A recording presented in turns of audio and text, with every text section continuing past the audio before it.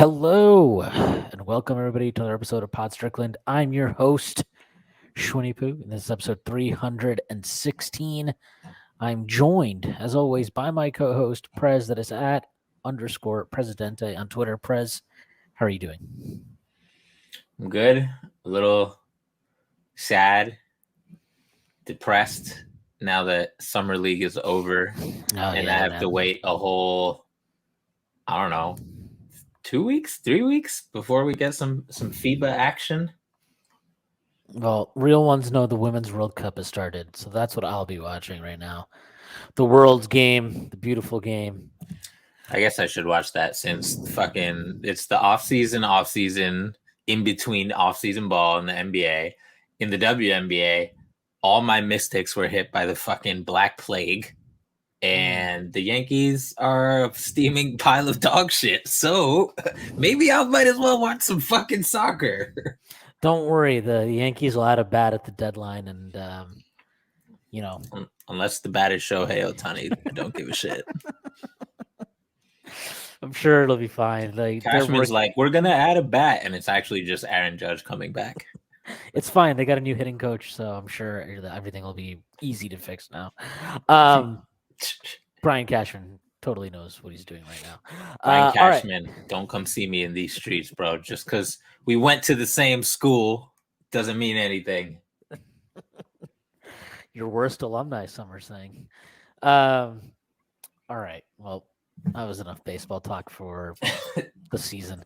All right. Before we get started, to make a few announcements. The first being that the Strickland has a YouTube channel. Check that out. You may be watching it right now. If you are, please hit like and subscribe to the channel. That would be a huge help to us. The Strickland also has an Instagram. That is at the Strict Online on Instagram, posting all kinds of new content on there. The Strickland also has merchandise, which you can buy on our website. T-shirts, sweatshirts, hats, coffee mugs, water bottles, you name it. We've got it. Check it out. Again, you can find that merchandise on our website. And then finally, the Strickland has a Patreon, which you can subscribe to. There are a number of different tiers. There's a $6 tier that gets you access to Pod Strickland, this podcast that I host every Friday with Prez. You also get access to the Strickland mailbag hosted by Andrew Steele, a.k.a. Doug, a.k.a. the Doug Bag, alongside Dallas Amico.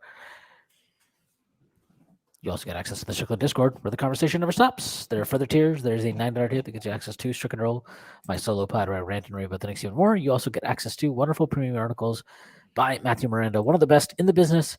There are further tiers. There is a $15 tier, $30 tier, $50 tier, and $100 tier. Those come with a variety of additional benefits like listening on our pod recordings, merchandise discounts, and even potentially co-hosting a podcast alongside yours truly one day, whether you choose to subscribe or not. None of this would be possible without you, and none of this would be possible without BetOnline, which is your number one source for all your betting needs. Get the latest odds, lines, and matchup reports for baseball, boxing, golf, and more. BetOnline continues to be the fastest and easiest way to place your wagers, including live betting and your favorite casino and card games available to play right from your phone. Head to the website or use your mobile device to sign up today and get in on the action. Remember to use promo code BELIEVE, BLEAV, for your 50% welcome bonus on your first deposit. BetOnline, where the game starts. Not much has happened in Knicksland, but I think it's worth discussing a couple things. The one major story that occurred this week is Evan Fournier not happy about not playing last season. Shocker. Yeah, professional basketball player upset about not playing. I think he should have done the tell-all media interview thing in fucking France or whatever fucking place he's at right now? No, I don't think so. At the same time, does it surprise me? Not especially. And also, just from my experience from following soccer, European soccer, as we call it. All I would say is I don't speak French fluently. I did take French in high school. I cheated very well to get good grades in that class. Learn the game, podcast listeners. Yeah, unless you're in like middle school and high school, in which case do your homework, listeners. Don't end up like us. Yeah, don't forget to do all your work and make sure you double check it, and definitely don't copy off anybody ever. Like all I know is I don't speak French, so I can't say. If I listen to the interview, I don't know. All we get is translations. sometimes I think things get lost in translation.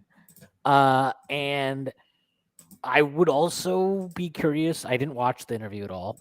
I'd be curious to see what the tenor of his voice was, because one thing I've noticed about Evan from his time doing interviews over here is he speaks very bluntly. Oh yeah. And I can see him giving all the answers he gave very bluntly, but not actually being upset about it. More just, this is the situation. This is how I feel. Okay. Like, I think it's more. I would guess it's more. It's less upset. It's upset from the perspective of like, yes, he's a professional basketball player who's very decorated and wants to play, but it's more just like, this kind of sucks, right? Like yeah, he's a player. He knows, like, he's not an idiot. He knows why he was benched, and he knows the situation in terms of why they're not just waiving him, right? Because his contract is valuable, contrary to what some people on the internet think.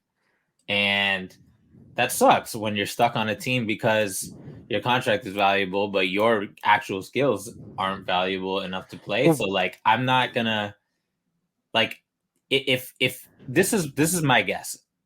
This is my guess of what happened. He and the Knicks were like, hey, if y'all are not gonna play me, can we try to figure out a way to get me somewhere I might play? And the Knicks were like, cool, we'll definitely give you a real good faith try. We're not just going to dump you or waive you for free because X, Y, and Z, but within the framework of what we consider reasonable, we will try that. They tried that. It didn't work for purposes of this offseason because they didn't swing a trade that required a large salary, which was possibly in the cards. You could put whatever percentage of odds you want on it, but it didn't end up happening. Now that didn't happen, Fournier is like, damn, this sucks. I have to wait. What options does he have to try to possibly expedite this? Is to just be like, hey, this sucks publicly rather than this sucks privately. And you can do that without being like a dickhead about it, which is goes to what you were saying, which is like, he's blunt, but he's not an asshole. He's just blunt. and honestly, he might be being an asshole about it. I don't know. Like I said, I didn't listen to the fucking interview. Sure. I don't speak French. Maybe he's being a gigantic asshole and he's really, really pissed about it. I don't know. All I know is this is I don't like, and I mean this very, very broadly. Like, I don't care. I don't care. Like, this is the Mad Men meme. I understand if Evan is upset, that's fine. He can be as upset as he wants. That's fine. Guess what? That's what the money is for. That is what the money is for. You can be as upset as you want. You're getting paid $18 million a year. Deal with it. Like, there's no conversation that needs to be had. You don't need to, like, this is not a crisis. If he has not been traded by training camp, he will come back. He will be expected to do training camp things. And maybe at that point, Leon will have a conversation with him and be like, look, we get it. We wanted to trade you too. Guess what? Nothing worked out. You're still getting paid $18 million a year. Deal with it. We'll figure it out. It doesn't And need he to be, will deal with it. He's professional. Yeah. It's not serious like right. that. This doesn't need to be some huge crisis. He made a comment in there, something about like his preparation changed, and there are people that are like, oh, so you started mailing it in. I don't think that's what he meant. I really think that, like, that was one for me. I was almost positive it got lost in translation. To me, it just sounded like it's different preparing to actually play versus preparing to not play. And yes, and of course, if you know you're not going to play, then yeah, you're probably not going to be as locked in to prepare and stay ready as you might in other situations. That's natural. I don't really care. I'm not that upset about it because I too understand that Evan Fournier, the contract, is now worth much more to the Knicks than anything Evan Fournier, the player, will do. That's fine. I also do not want to hear a single fucking person talk about, well, we could have used Evan situationally in the playoffs. Stop it. Get the fuck out of here. You know who we could have used situationally in the playoffs? Our starting shooting guard, who our fucking coach nailed to the bench for most of the playoffs. Also, like, I don't want to use, like, there is almost no. If you want a shooter out there, situation. yeah. If you want a shooter out there, put Grimes in. If you want a defender in there, definitely don't put Evan in. If you need to match up with size, don't put Evan in. If you need to match up with speed on the perimeter, don't put Evan in. There's no situation where I wanted Evan in the game. I don't care about that. So the people that are killing Tibbs for like, oh, well, they didn't play him. Like that's no. Okay. I'm not going to kill Tibbs for that because to me, the season turned when he was like, all right, I'm going to take the old men and Cam Reddish out of the rotation.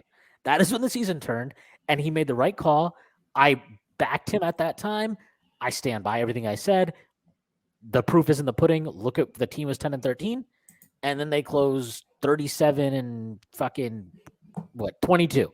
That's great. That's a 50 win pace, 51 win pace, whatever the fuck it is.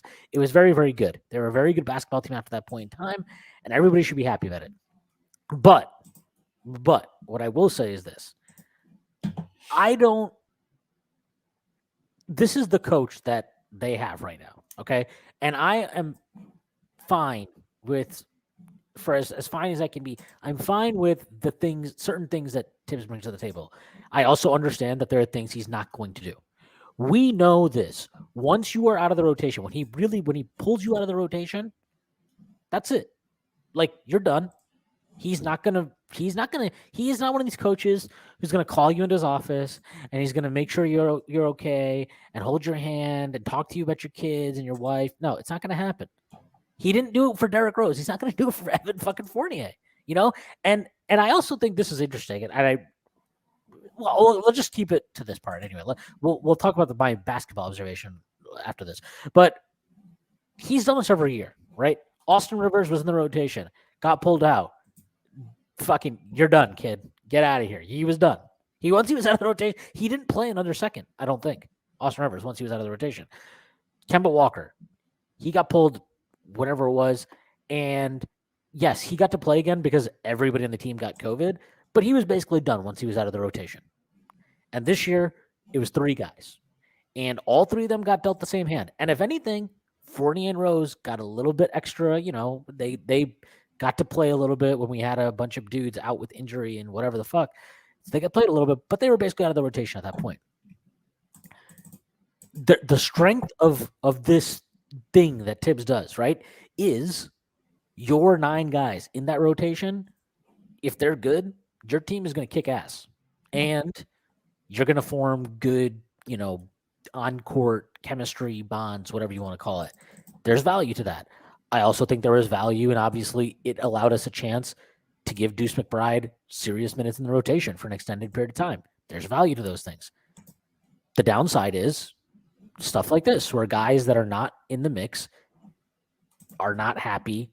And in the case of look, I'm not going to say we're super fortunate about Fournier and Rose, but they were pros about it. Okay. Cam Reddish, I know that he didn't really say anything. Let's just say I suspect that their demeanor about the same thing that was happening to them was a bit different than it was for Cam. All this is to say that we don't need to kill Tibbs for benching Evan, but it's okay to acknowledge that this is just a very weird thing that Tibbs does, that once he pulls you from the rotation, he doesn't really explain it in any way. Maybe he doesn't feel he owes it. Maybe he doesn't owe it. I don't know. Maybe he depends on other people to do it. And, that's very... But we know that multiple guys have talked about us. It is what it is. So if you're mad at Evan Fournier about this, that's fine. I don't really care. I'm not that pissed about it. I get it. I also don't give a fuck. We're Knicks fans that I've been through way too much shit for this this is nothing, dude. This is this is literally just like a blip on the that meme where it's like, oh no. Anyway, this was like a Monday morning when we had Marbury and Larry Brown here. This is like nothing. This is really cool. It happened. He said what he needed to say, and now we move on with our lives. Yeah, I don't really have anything else to add. It's like I said in the beginning, there's literally no men's basketball going on right now unless you're watching college hoops inter-squad scrimmages or whatever. So it's fine.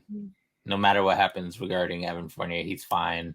he's going to average like 30 a game in FIBA and then go back to being aging NBA Evan star. Fournier. Yeah. So I encourage, if you're really concerned about this situation, oh my God, I just realized, you know what's going to fucking happen? He's going to go off in FIBA, and then people are going to be like, why didn't he play him against the Heat? It's just going to happen. Yeah, and I'm going to be like, you're an idiot. Like, that's why I didn't play him against the Heat. It just, I'm sorry, man. I just can't care about this stuff. Is it great? No, it just is. It just is. And yeah, I'm not that pressed about it. I did want to mention this though, because I did find this interesting when I was kind of thinking about this topic. Okay, so the Knicks traded for Derrick Rose in 2020, 2021. They were 11-14. That's when Austin Rivers got pulled from the rotation. Whatever, they finished season 41-31. They went what 30. They traded for him that early in the season at 11-14. Mm-hmm. Damn, I felt longer. Yeah, so they went 30-17 after that. Last year, he pulled Kemba Walker from the rotation after 19 games. The Knicks were 10-9 at that point. It did not have the desired effect. But that's just, it is what it is.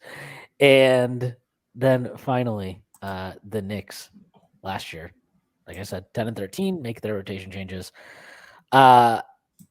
I find it interesting. I find this Who's going to be next year's GOAT sacrifice is what you're asking. I just find this interesting. I know. I mean, it is totally. Because like we're all guilty of this. I'm guilty of it. We're all guilty of it. We're like, well, once Tibbs decides something, like, you know, you come into the season and that's what it is.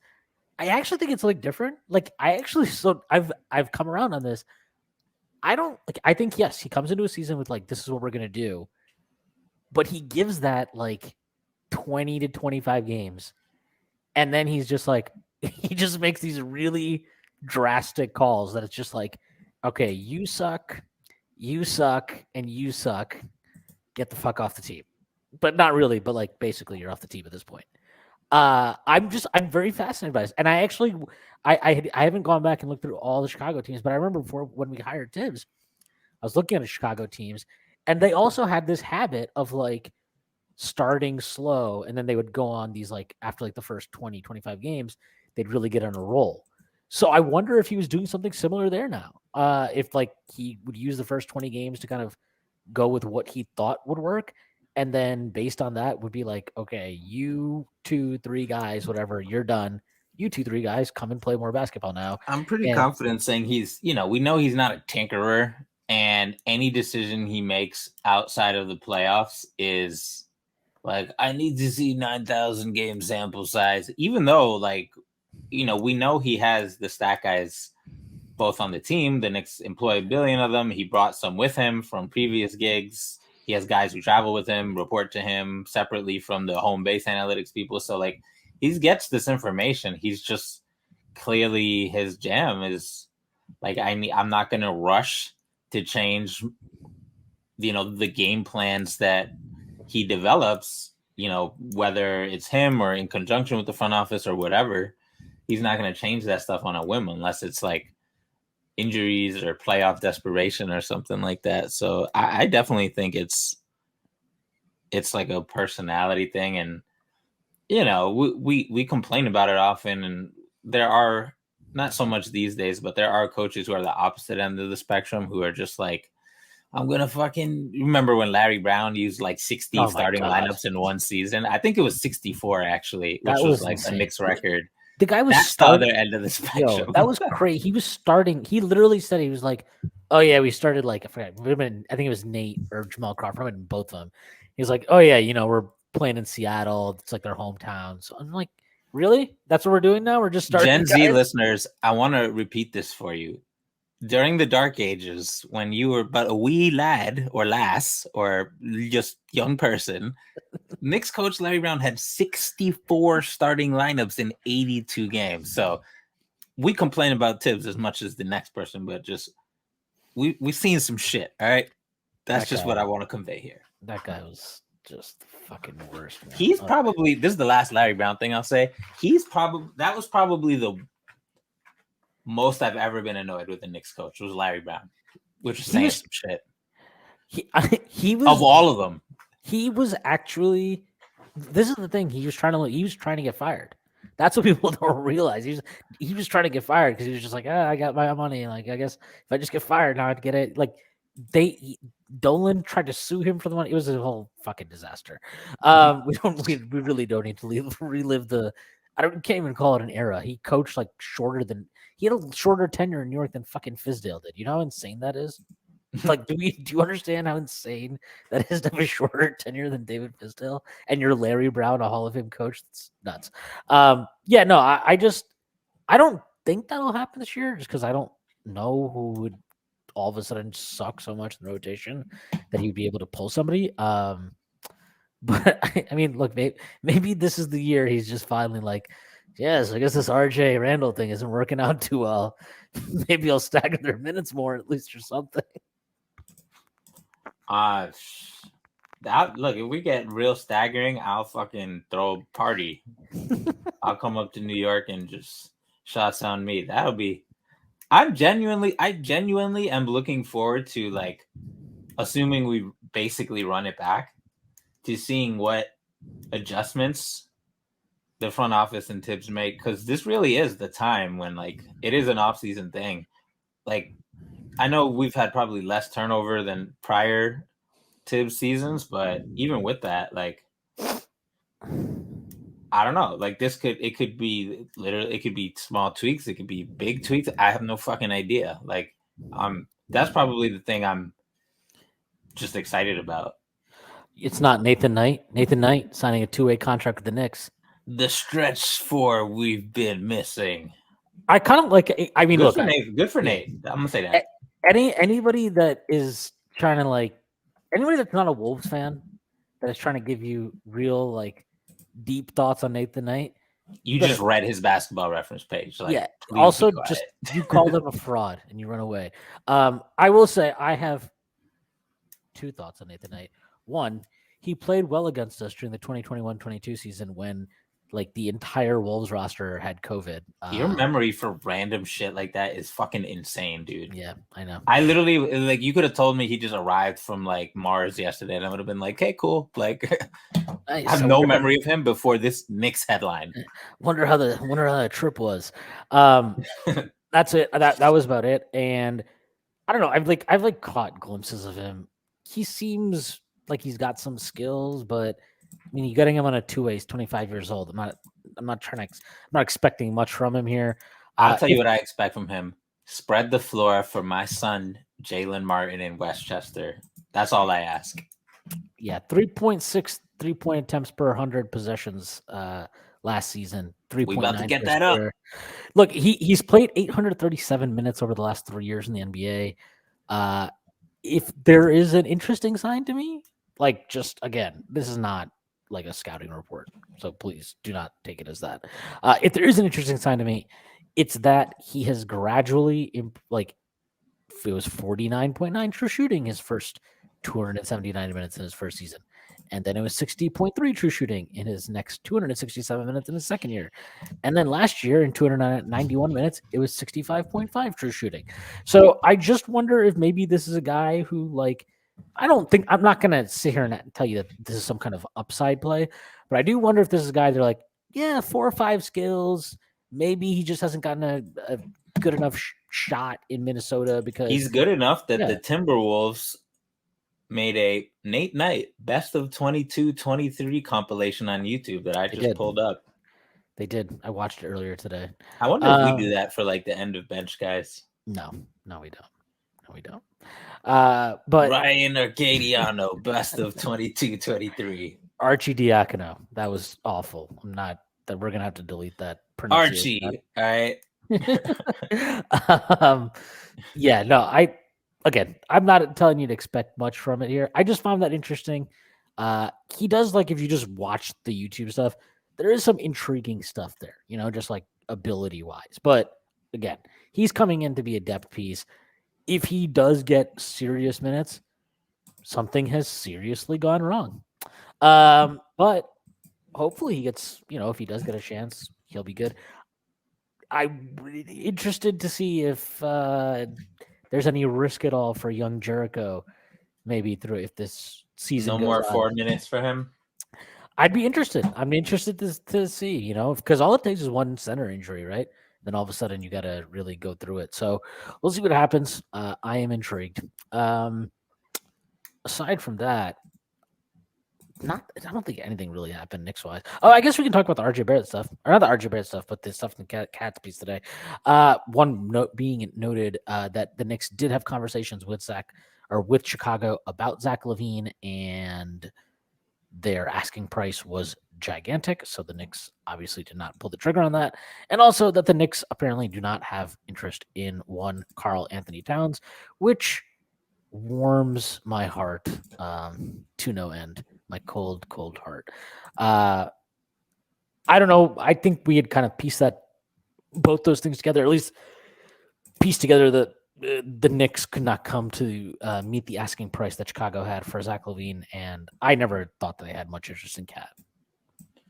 Yeah, we're in the season of news where you're getting a lot of confirmation of things that were either previously implied or that we just generally suspected, right? Like people with Cat, for example, like we know Cat has played with Tibbs before, right? We know we know the Knicks are not trigger happy in terms of paying a star a shit ton of money or giving up a shit ton of assets for a star, right? Thanks to Donnie, and now thanks to this Paul George stuff. We heard that the obstacle for PG wasn't really PG, but the extension that would come afterwards, right? And I mean, with Cat, he's not a better player than Donovan Mitchell, and he gets paid as much as anybody. So using the Donnie and PG examples, you can pretty safely assume they wouldn't go for someone like Cat, and now we just got confirmation of that. So definitely not surprising. The LaVine stuff, we kind of suspected as well. We know they've been shopping him. We know the Knicks were probably one of the few teams where where they may have been actively interested in it, Zach LaVine, but we know the market's not big because there was no rumors about like any team trading for him. So again, confirmation of what we either suspected or knew. Yay, great, I guess, right? The Knicks they are who we thought they were, right? They're not gonna overpay for OG or Zach or Cat or even Donovan Mitchell. So like what else is new? I'm sorry. I will get back to this, but Nathan Knight, his full name, Nathan Solomon Kapuhulula Knight. Also, he's from Syracuse. He's from Syracuse? From Syracuse. Good for him. Oh yeah, look at that. William and Mary, Syracuse. Look at that.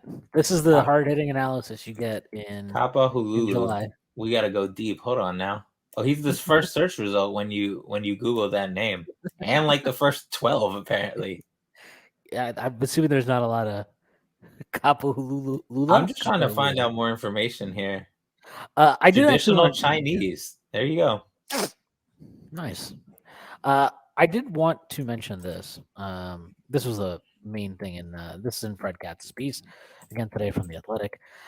I'm just gonna read this all off. The Knicks have all of their own first-round picks to trade. They own 4 protected ones from other teams. Blah blah blah blah. None of those selections can top out as elite, but they are worth something. They have enticing young talent such as Barrett, Quickly, and Quentin Grimes. The Knicks could put together a trade package that includes up to 4 unprotected first-rounders, up to 3 first-round swaps, and another 4 picks from other teams, as well as a young up-and-comer or 2. Evan Fournier provides an expiring salary too. Other teams could hypothetically top New York's offer. The Brooklyn Nets, for example, could trade up to 6 unprotected first-round picks. But with a star whose priority is to win a championship before being the man on a restructuring squad with the final piece of a hopeful contender. I wanted to touch on this because I got into an argument with a friend of the pod, long-time listener of the pod, Orange and Blue, Mike Blue on Twitter, about Joel Embiid. And all my point was, this was my point. Joel Embiid's a very good player. As much as I like shitting on him and calling him fat, he's actually a good basketball player. There's a price you should trade for Joel Embiid. Whatever my concerns they are, at a certain price, you should trade for Joel Embiid. That price can vary. All I can say for sure is a trade like that, where the Knicks are giving up all their picks, all the swaps, a bunch of protected firsts they get from other teams, and a couple of young guys. That is an insane trade to me. I'm not doing that. I'm never doing that. That's bananas.